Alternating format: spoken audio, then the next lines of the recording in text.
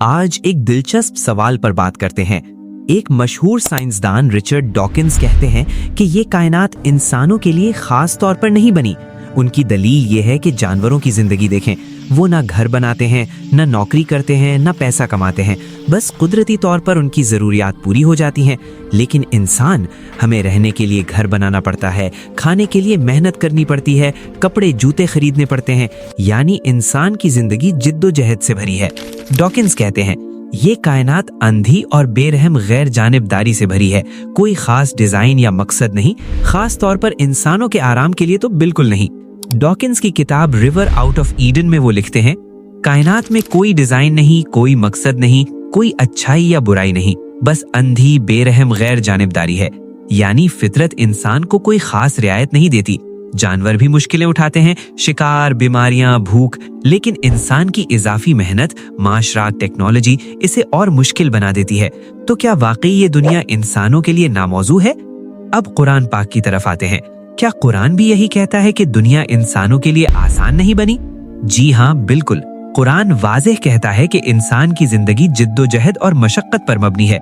सूरह बलद, लक़द खलक़नल इंसान फी कबद, बेशक हमने इंसान को मशक्कत में पैदा किया है। तफसीर में आता है कि इंसान की पूरी जिंदगी माँ के पेट से लेकर कब्र तक और रिज्क कमाने तक जिद्दोजहद से भरी है। जानवर भी मुश्किलें उठाते हैं, लेकिन इंसान को खास तौर पर जिम्मेदारी दी गई है क्योंकि इसे अक्ल और इख्तियार मिला है। सूरह मुल्क, हुवल्लज़ी जअल लकुमुल अर्ज़ ज़लूलन फमशू फी मनाकिबिहा वकुलू मिन रिज़्क़िही, वही है जिसने जमीन को तुम्हारे लिए मुसख्खर कर दिया, बस तुम इसके रास्तों पर चलो और इसके रिस्क सिखाओ।